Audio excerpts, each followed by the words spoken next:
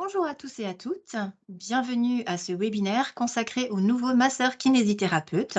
Je suis Laurence Ballot, responsable relations cotisants à l'URSSAF Alsace.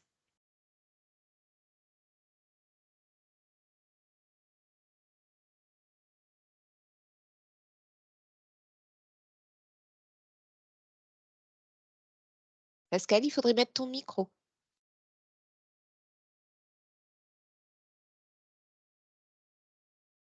Bonjour à toutes et à tous, je suis Pascal Amoroso, responsable accueil à l'URSSAF Alsace.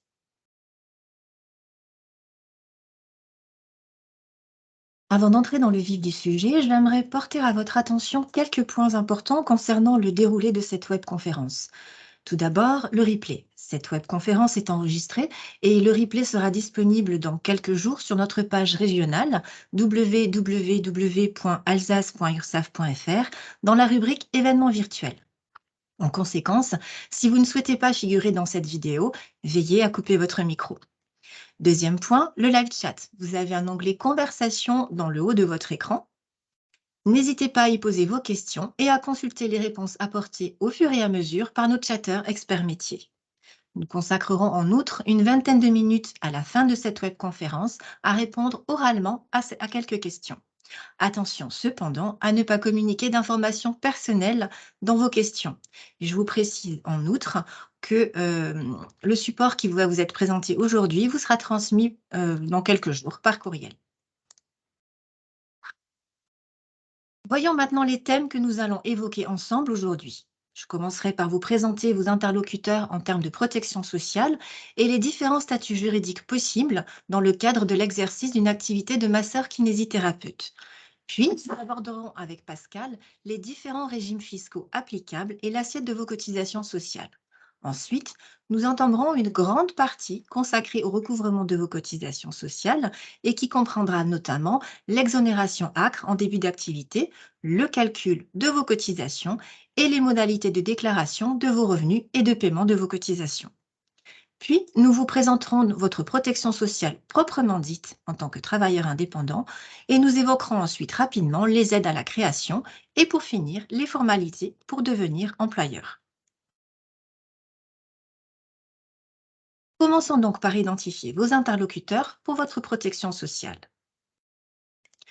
Concernant le calcul et le paiement de vos cotisations sociales hors retraite, votre interlocuteur est l'URSSAF et votre site de référence ursaf.fr. Pour tout ce qui a trait à votre santé, c'est la Caisse primaire d'assurance maladie, la CEPAM, qui assure pour vous et vos ayants droit votre couverture maladie. Vous pouvez retrouver votre compte personnel et une multitude d'informations sur le site amélie.fr. À noter que depuis le 1er juillet 2021, vos arrêts maladie sont indemnisés pendant les 90 premiers jours de l'arrêt avec un délai de carence de 3 jours, soit 87 jours indemnisés par la CEPAM. Pour autant, si votre arrêt de travail est supérieur à 90 jours, vous devrez l'adresser à la Carpinco pour une prise en charge par leur régime invalidité. En effet, vos cotisations et droits retraite et invalidité sont gérés par la Carpinco que vous pouvez retrouver sur carpinco.fr. Abordons maintenant le choix du statut juridique. Question cruciale, car le choix de votre statut juridique et de votre régime fiscal va influer, nous le verrons dans quelques minutes avec Pascal, sur les modalités de calcul de vos cotisations sociales. Vous pouvez choisir d'exercer votre activité seul ou vous regrouper avec d'autres professionnels. Si vous choisissez de rester seul, vous pouvez choisir l'entreprise individuelle, hors statut d'auto-entrepreneur, ou encore une société d'exercice libérale à associé unique, celle URL ou CELASU. Si vous préférez exercer à plusieurs, vous devez obligatoirement créer une société. Une société d'exercice libéral à plusieurs associés, c'est l'ARL, c'est l'AS, c'est l'AFA, ou bien une société de moyens, CSM, ce qui va permettre de partager les coûts et de mettre en commun des moyens. Pour vous renseigner précisément sur ces différents statuts, nous vous invitons à vous rapprocher d'une association de gestion agréée, d'un expert comptable ou encore du service des impôts des entreprises. Pascal, voyons avec toi maintenant le régime fiscal et les assiettes de cotisation. Laurence, selon le statut choisi de l'entreprise, elle va relever soit de l'impôt sur le revenu, soit de l'impôt sur les sociétés. Il est généralement possible d'opter pour l'une ou pour l'autre de ces possibilités tout de suite au départ. Il est recommandé d'être accompagné pour ce choix et vous voyez que ces deux choix sont possibles, peu importe le statut choisi. Rappel important, le masseur kinésithérapeute est toujours travailleur non salarié pour l'activité professionnelle. Par contre, au titre de sa rémunération de son mandat social, en cas de CELASU, CELAS ou CELAFA, le masseur kinésithérapeute est assimilé à un salarié. Voyons maintenant un petit point particulier. Effectivement, si votre chiffre d'affaires, eh bien, le chiffre d'affaires est inférieur à 72 600, vous avez la possibilité d'opter pour le régime spécial de la du micro BNC, pardon. C'est-à-dire que si vous démarrez un 1er juillet, par exemple, c'est environ la moitié de ce chiffre d'affaires qu'il ne faudra pas dépasser. Nous voyons là sous vos yeux un petit exemple chiffré avec un début d'activité au 1er mars 2022. Du 1er mars au 31 décembre, il y a 306 jours. Donc nous allons faire 306 divisé par 365 multiplié par 72 600, ce qui fait 60 685 € à ne pas dépasser. Et cette limite sera à chaque fois différente selon la date de début d'activité. Donc n'oubliez pas la proratisation si vous souhaitez opter pour ce régime spécial du micro BNC. Voyons maintenant le cas le plus commun, c'est-à-dire l'assiette de cotisation quand on paye des impôts sur le revenu. On va calculer les cotisations sociales sur le bénéfice. Comment est déterminé ce bénéfice? Votre comptable ou vous-même allez déterminer le chiffre d'affaires, vous allez déduire les charges, les frais, les cotisations sociales, va en découler ce bénéfice net. Et c'est sur ce montant-là que vos cotisations sociales sont réclamées. Si vous avez opté pour le régime de la SARL ou de l'EIRL, ça sera sur la rémunération du gérant que ces cotisations sociales seront réclamées. On déterminera toujours un bénéfice, donc qui part du chiffre d'affaires, moins les charges, moins les frais et moins les cotisations sociales. Mais cette fois-ci, on va également déduire la rémunération nette du gérant. Et c'est sur cette rémunération, comme je vous le disais, que vos cotisations sociales vous seront réclamées.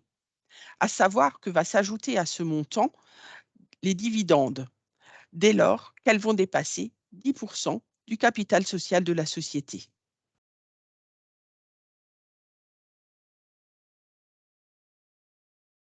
Et qu'en est-il du calcul des cotisations en début d'activité? Y a-t-il des possibilités d'exonération?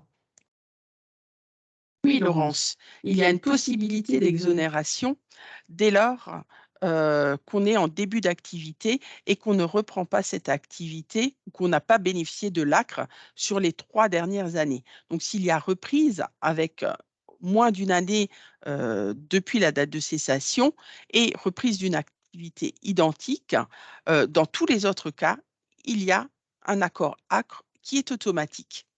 Pour pouvoir avoir le maintien de cette exonération, il y a plusieurs possibilités.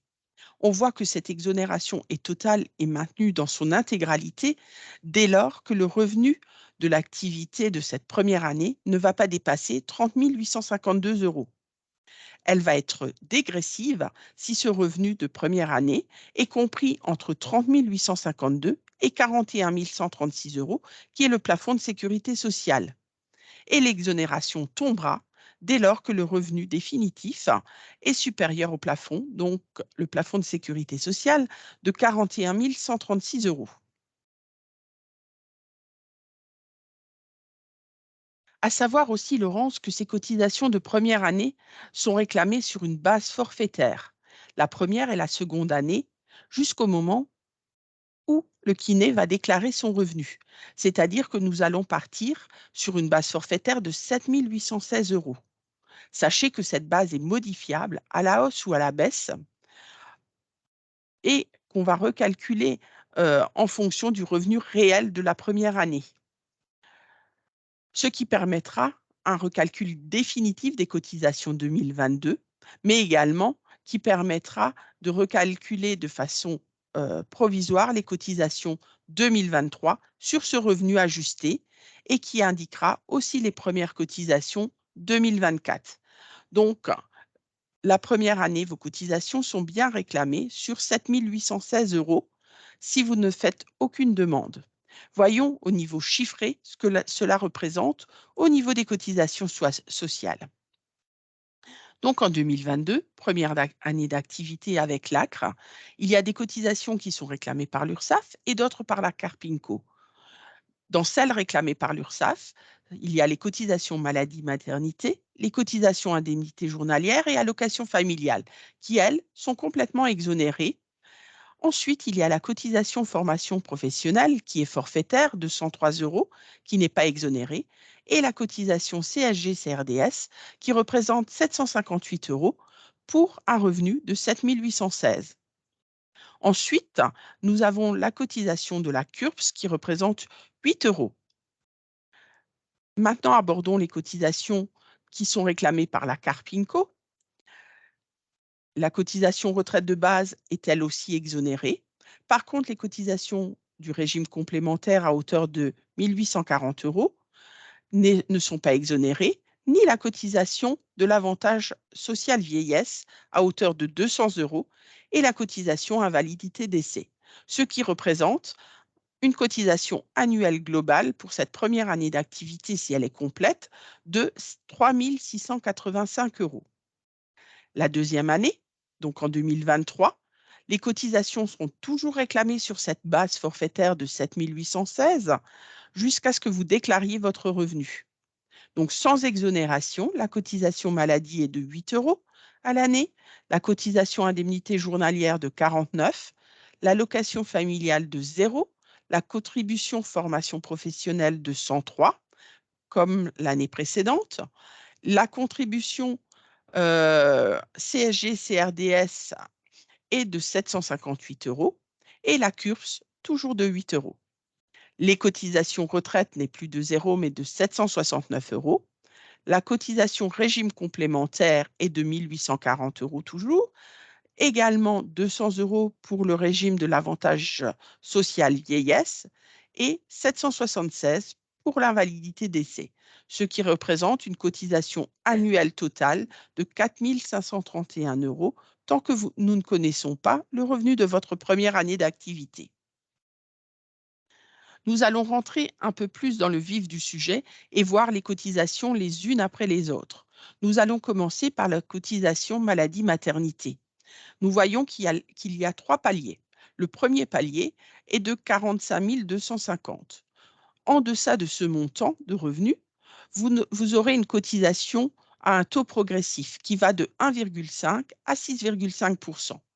Une fois ce palier dépassé de 45 250, le taux est fixe, il est de 6,5 %. Une participation de la caisse primaire viendra se déduire de ce montant.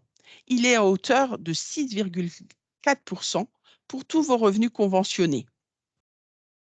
Il y aura une cotisation additionnelle qui se rajoutera pour tous les revenus qui ne sont pas conventionnés, c'est-à-dire pour votre dépassement d'honoraires. Cette cotisation additionnelle est de 3,25 %. Pour être un peu plus concret, je vais vous montrer sur la slide suivante un exemple. Nous allons prendre l'exemple d'un kiné qui gagne 60 000 € à l'année et ce revenu de 60 000 € se décompose de 2 manières. 50 000 € de revenus conventionnés, net de dépassement, et 10 000 € de revenus non conventionnés de dépassement d'honoraires. Le calcul se fait de 2 façons distinctes. La première, nous prenons nos 50 000 € fois 6,5 de taux de cotisation maladie, ce qui représente 3 250 €. Viennent en déduction la participation de la caisse primaire, donc 50 000 € fois 6,4 %, ce qui fait 3 200 €. Donc la cotisation maladie sur ces 50 000 €, c'est 3 250 moins 3 200, ce qui représente une cotisation de 50 €. Maintenant, abordons le calcul pour les 10 000 € de revenus non conventionnés de dépassement. Il y aura toujours le taux de 6,5%, ce qui représente 10 000 euros fois 6,5, 650 euros. Pas de prise en charge de la caisse primaire, puisque nous sommes sur du dépassement d'honoraires. On ajoute à ceci la cotisation additionnelle, donc 10 000 euros fois 3,25%, soit 325 euros. Sur ces 10 000 euros, nous aurons un total de 650 plus 325 euros, de 975 euros. Donc, notre kiné qui a gagné 60 000 euros, dont 10 000 euros de dépassement, arrivera à un total de cotisation maladie de 1 025 euros à l'année. J'espère avoir été claire. Une autre cotisation, c'est la cotisation allocation familiale. Là aussi, toujours des seuils. Le premier seuil est de 45 250. En dessous de ce montant, il n'y a pas de cotisation allocation familiale, le taux est de 0. Dès lors que vous dépassez légèrement ce taux, donc entre une fourchette de 45 250 et 57 590, le taux est progressif et va de 0 à 3,10%. Et le taux devient fixe dès lors que vous dépassez ce montant de 57 590 euros, il est de 3,10%. En ce qui concerne la cotisation CSG-CRDS, là, il n'y a pas de palier, le taux est fixe dès le départ. Il est de 9,70% sur tous vos revenus d'activité non salariés. Par contre, il est de 6,7% pour tout ce qui est revenu de remplacement, mais c'est déjà précompté sur les prestations que vous pourriez avoir de la caisse primaire. Nous avons également un taux fixe pour la contribution aux unions régionales des professionnels de santé, la CURPS. Ce taux est de 0,10% avec une limite de montant à payer sur l'année de 206 euros pour 2022. Il y a également la contribution à la formation professionnelle. Ce taux est fixe et sur une base forfaitaire, le plafond de la sécurité sociale. Donc le montant pour 2022 est de 103 euros. Bon à savoir que nous sommes que collecteurs de cette cotisation et qu'il faudra faire appel au FIFPL, donc le Fonds interprofessionnel de formation, si vous avez à prendre en charge une formation professionnelle.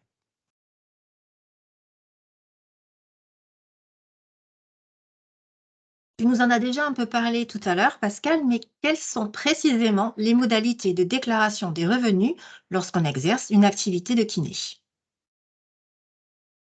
Revenons effectivement sur la déclaration de revenus. Elle est à faire une fois par an. Et en 2023, ce sera la première fois. Il faudra la faire directement sur le site des impôts sur impôts.gouv.fr. Il faudra déclarer votre revenu professionnel en même temps que vos autres revenus et le fisc nous transmettra à nous et à la Carpinco les éléments concernant votre revenu professionnel, mais uniquement cela, bien entendu.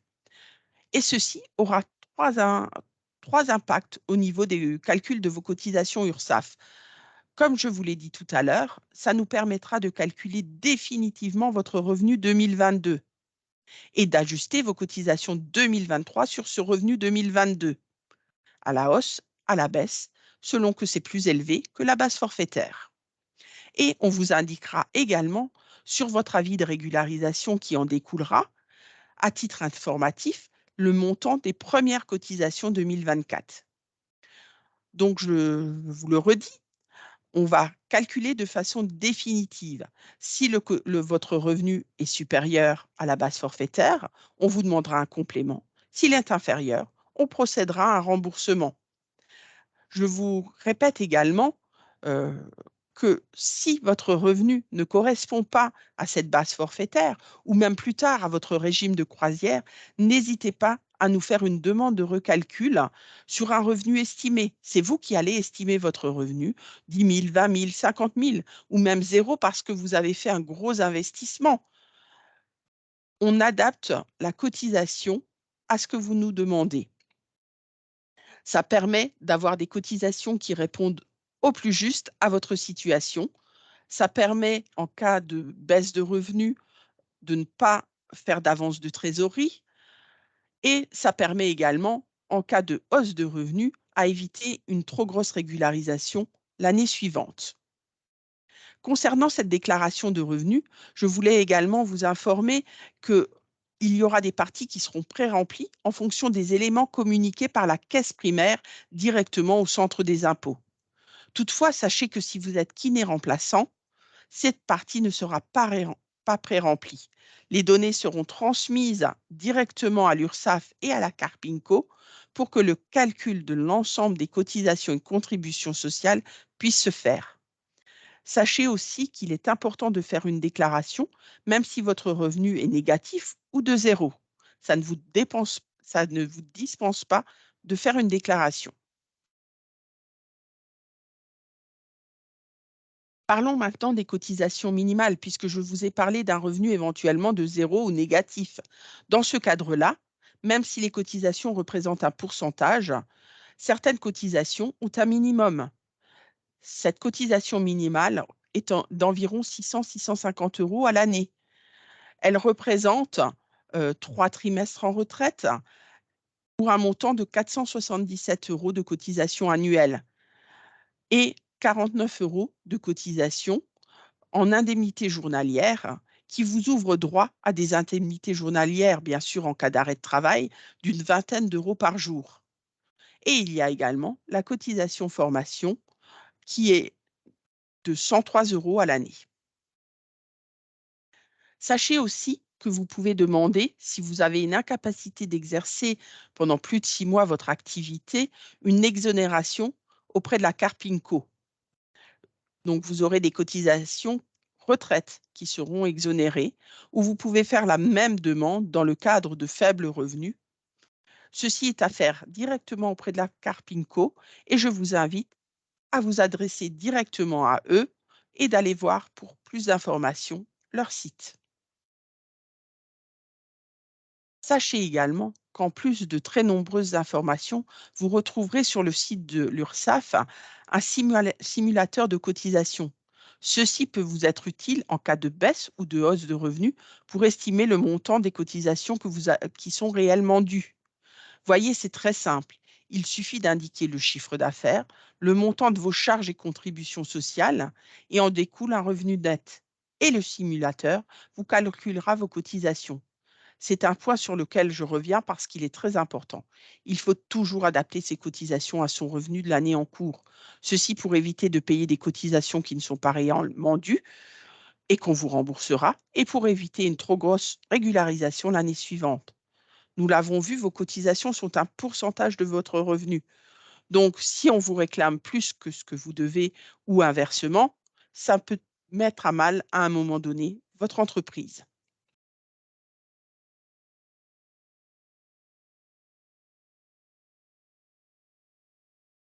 Merci Pascal pour ces précisions sur le calcul des différentes cotisations. Mais qu'en est-il des modalités de paiement des cotisations? Laurence, nous allons laisser obligatoirement 90 jours à tous nos nouveaux kinés pour régler la première échéance par rapport au moment où on les affilie. Une fois ces 90 jours passés, deux possibilités s'offrent à eux.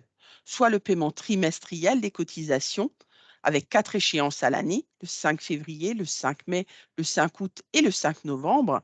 Et seconde possibilité, que je leur conseille vivement, c'est le prélèvement automatique mensuel.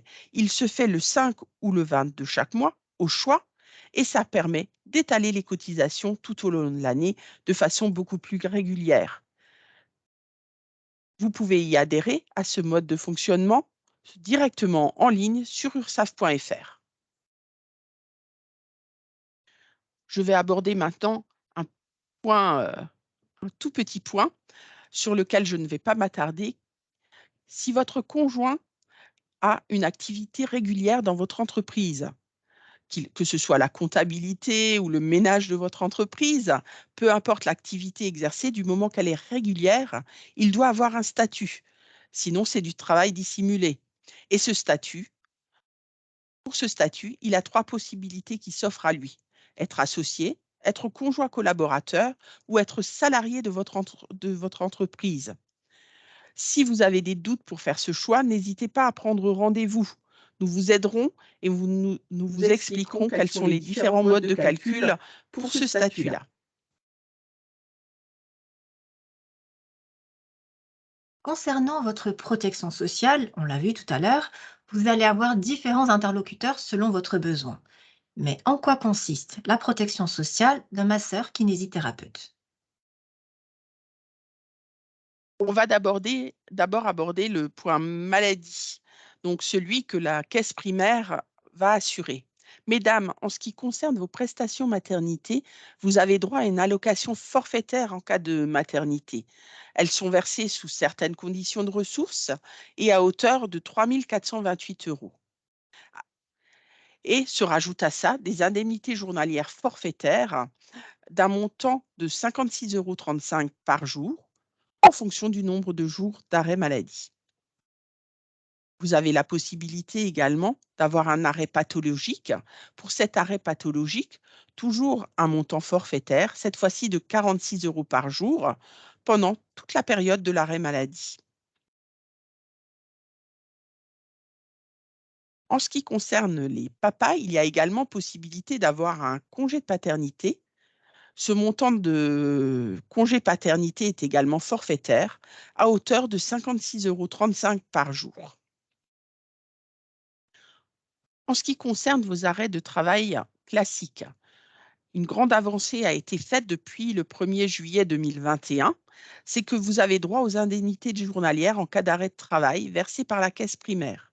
Ces indemnités journalières sont à hauteur au minimum d'une vingtaine d'euros par jour et au maximum de 169,05 €, avec un montant maximum de jours de 90 jours moins les 3 jours de carence, donc 87 jours d'indemnisés. Ce montant est calculé en fonction de la moyenne des 3 dernières années, 2 ou 1 si vous n'avez qu'1 ou 2 années d'activité, et elle représente un 730e de cette moyenne. Sachez aussi que, comme tout résident français, si vos revenus ne devaient pas excéder 9 041 €, vous avez le droit de faire une demande auprès de la caisse primaire de la C2S.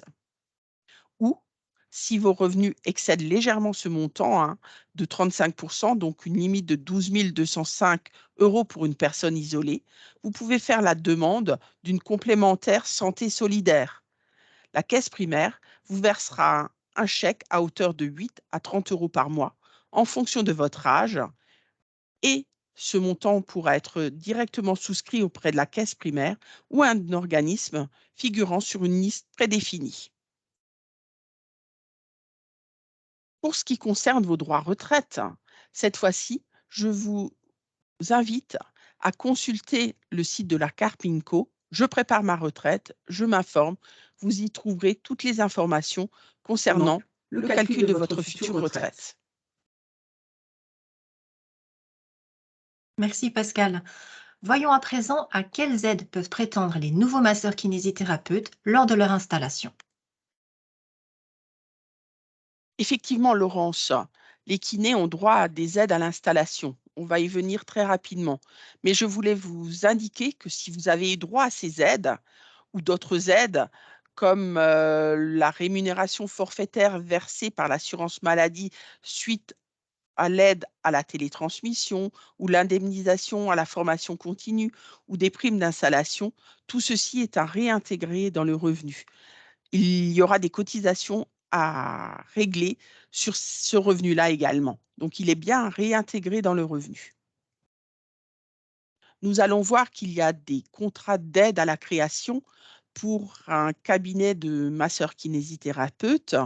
Ces aides pour l'aide à la création sont de 20 000 € par an les 2 premières années et de 3 000 € les 3 années suivantes. Pour en bénéficier, il faut s'installer en zone très sous-dotée ou sous-dotée. Et pour plus d'informations, il faudra vous adresser à l'ARS ou consulter le portail d'accompagnement des professionnels de santé. Si vous êtes un kiné qui rejoignait un groupe de kinés déjà installé, là, toujours en zone très sous-dotée ou sous-dotée, il y a aussi une possibilité d'aide. Cette aide est de 12 500 € sur les 2 premières années et de 3 000 € les années suivantes. Toujours pour plus d'informations, nous vous conseillons vivement de contacter l'ARS qui pourra vous aiguiller sur ces demandes ou le portail d'accompagnement des professionnels de santé. N'hésitez pas non plus à contacter la caisse primaire pour toutes les autres aides possibles, notamment l'aide à la télétransmission. Ils sont là pour vous aider à vous mettre sur les bons rails dès le départ. Merci Pascal. Au moment de la création de votre cabinet ou si votre activité prend de l'ampleur, vous pouvez être amené à embaucher un ou plusieurs salariés. Quelles sont donc les démarches à accomplir pour devenir un employeur?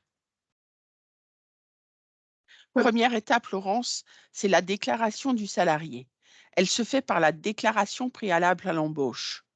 Ceci est obligatoire, soit sur le site de l'URSSAF ou directement sur Net Entreprise. Après cela, il faudra établir une fiche de salaire de votre employé et donc faire une déclaration sociale nominative, appelée vulgairement la DSN. Pour cela, il vous faudra un logiciel de paye ou faire appel à un expert comptable ou à un prestataire spécialisé dans le domaine. Deuxième possibilité, Laurence, pour obtenir cette fameuse fiche de salaire pour vos employés, c'est faire appel à un service gratuit de l'URSSAF qui est le TZ, le titre emploi service entreprise. C'est un service en ligne mis en place par le réseau des URSSAF, entièrement gratuit. Grâce à ce service, une seule déclaration pour obtenir aussi bien la déclaration préalable d'embauche que le contrat de travail. Plus de bulletin de salaire à effectuer soi-même, c'est le TZ qui s'en charge. Le paiement des cotisations se fait toujours dans ce cadre-là auprès de votre URSSAF.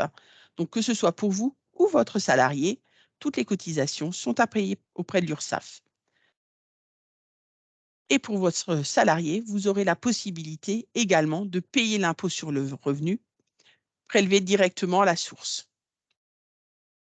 Merci Pascal pour l'ensemble de ces explications. Avant de donner réponse à vos questions, je voudrais vous solliciter pour répondre à un petit sondage qui va apparaître dans quelques secondes sur votre écran et donner une note simplement en un clic à la présentation qui vient de vous être faite. Merci par avance pour vos retours.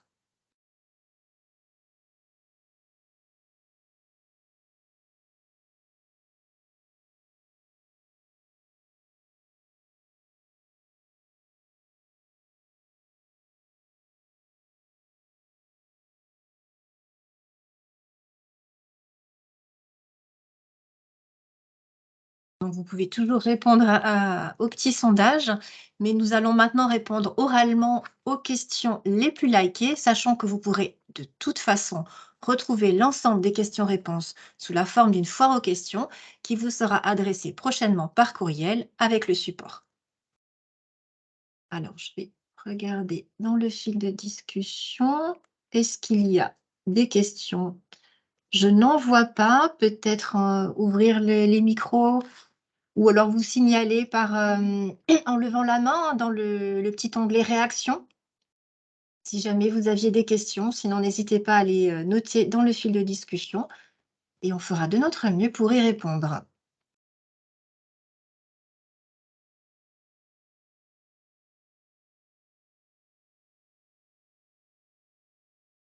Et oui, j'ai l'impression que Pascal, tu as été particulièrement clair, que je ne vois pas de questions. Mieux. C'est mieux, oui.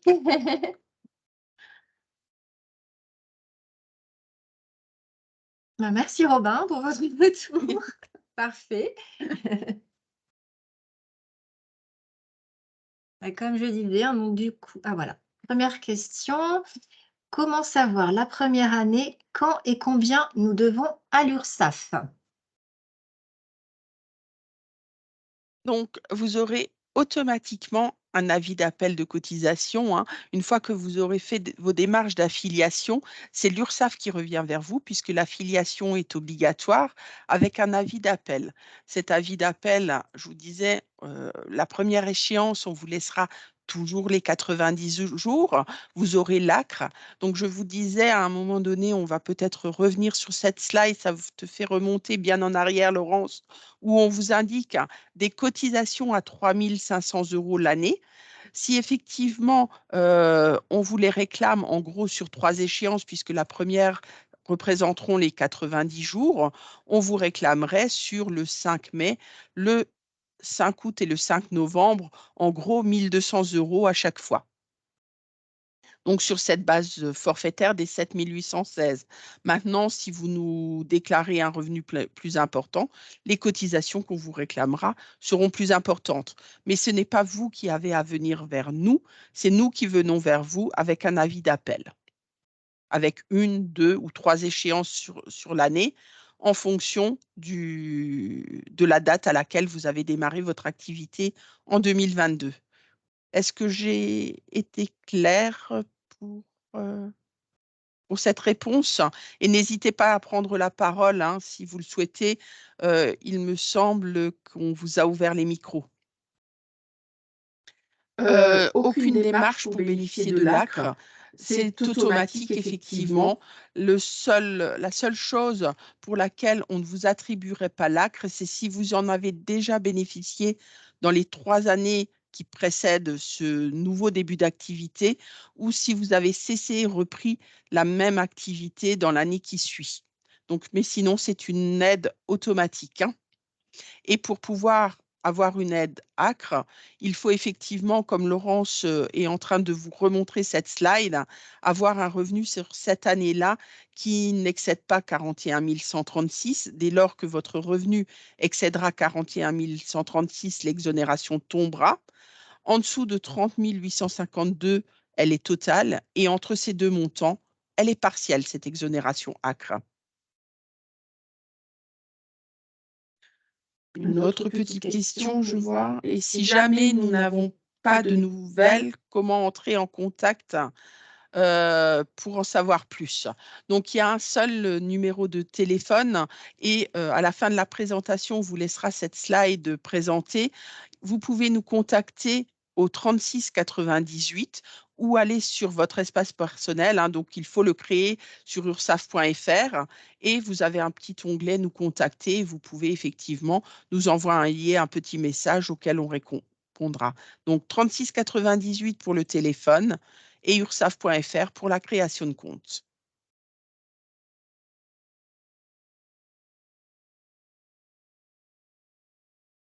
Est-ce qu'il y a d'autres questions? Par rapport à la régularisation URSSAF, donc je vous disais qu'elle se déclenche là aussi de façon automatique. Hein. Dès que vous ou votre comptable faites la déclaration de revenus, vous avez un avis de régularisation. Donc en fait, en gros, vous avez un courrier une fois par an. Hein. Il peut vous être envoyé par courrier ou directement sur votre espace personnel où on vous fait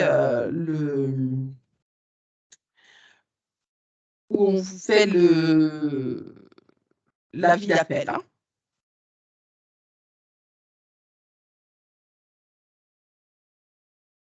Donc, si vous avez un revenu d'environ 41 000 €, ben, on est proche de la limite. Hein. Si vous êtes en dessous des 41 136, vous aurez qu'une très légère exonération, puisqu'on voit que cette exonération est dégressive. Et le revenu n'est pas du tout le chiffre d'affaires. Le revenu, c'est le chiffre d'affaires moins les frais, moins les charges. Donc, ça peut être vos frais de déplacement, hein. Ça peut être les frais liés au cabinet, puisque vous avez une location ou vous faites l'achat d'un cabinet, du matériel, de l'électricité. Donc, toutes vos charges sont déduites. C'est les charges moins les frais, moins les cotisations sociales, le revenu. Moins l'abattement fiscal, effectivement. Oui, si vous êtes en BNC, donc en micro-entreprise, du coup, vos charges sont considérées comme étant l'abattement fiscal de 66%, si je ne me trompe pas, Pascal? Tout à fait. Ensuite, une autre question. Comment déclarer les dépassements d'honoraires? est-ce à part considéré comme du non conventionné? Tout à fait, vous verrez apparaître ces 2 cases de façon distincte sur votre déclaration d'impôt. Il y a bien la partie conventionnée et qui celle-ci sera éventuellement, si vous n'êtes pas kiné remplaçant, remplie par la caisse primaire. Il faudra bien vérifier que ce montant correspond, hein, comme si vous étiez salarié avant, vérifier que le montant, déclaré par la caisse primaire est bien celui que vous avez encaissé et il y aura une seconde case pour déclarer vos revenus non conventionnés. Et vous avez vu que le mode de calcul, donc pour la cotisation maladie uniquement, se fait de façon distincte si votre revenu est conventionné ou s'il ne l'est pas. Est-ce que j'ai répondu à votre question? Complément, est-ce que les dépassements d'honoraires sont réellement considérés comme du non conventionné? Oui, si vous le mettez dans la... Oui, oui, ils sont à mettre dans la case non conventionnée et donc ce sont des dépassements d'honoraires avec le calcul différent et la cotisation additionnelle à hauteur de 3,25%. Alors, encore une autre question. Pouvez-vous m'expliquer comment fonctionne la cotisation foncière des entreprises en cas de remplacement? En cas de remplacement, je ne pourrai pas vous l'expliquer. Ceci effectivement dépend de la DGFiP, donc je vous inviterai à les contacter. Maintenant, je vais juste vous donner une petite information concernant cette cotisation des entreprises. Elle est un peu comme la taxe foncière. Elle a 2 inconnues. Donc la première inconnue, c'est le lieu d'habitation, hein, et en fonction du secteur où vous habitez, le montant va être différent et elle va être également en fonction de votre revenu et de votre chiffre d'affaires. Donc, il y a 2 inconnus, donc je ne pourrais pas vous donner un montant fixe pour cette cotisation foncière des entreprises, puisque elle se fait en fonction de ces 2 inconnus-là, le lieu d'exercice et le montant de votre revenu.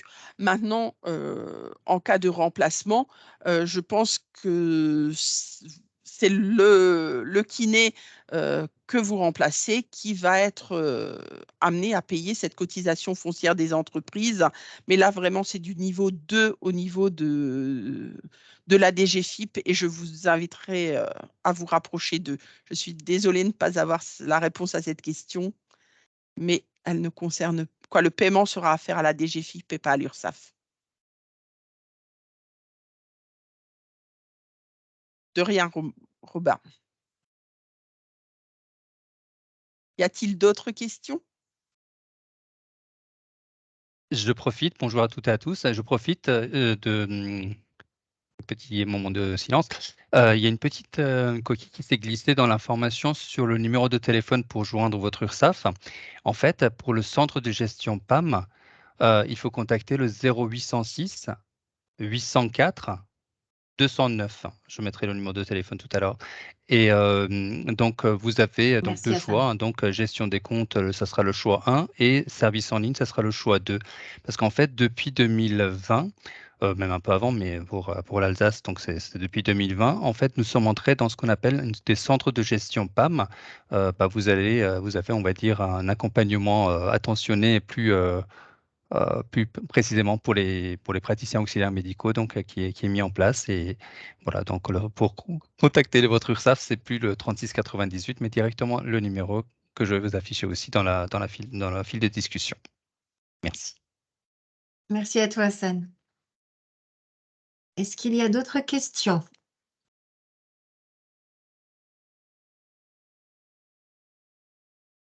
Je crois que non. Eh ben, il ne va plus me rester qu'à vous remercier. Nous arrivons donc au terme de la présentation d'aujourd'hui. Ben, merci à toi, Pascal, pour tes explications, ainsi qu'à toute notre équipe de chatteurs. Bon, pour le coup, elle n'a pas été très mobilisée. Et bien sûr, ben, un grand merci à vous, participants, pour votre attention. N'oubliez pas le replay, disponible dans quelques jours sur notre page régionale www.alsace.ursaf.fr dans la rubrique événements virtuels. Et puis, ben, je vous dis à très bientôt pour de nouvelles webconférences sur d'autres sujets d'actualité. Et je vous souhaite une bonne après-midi à toutes et tous. Au revoir.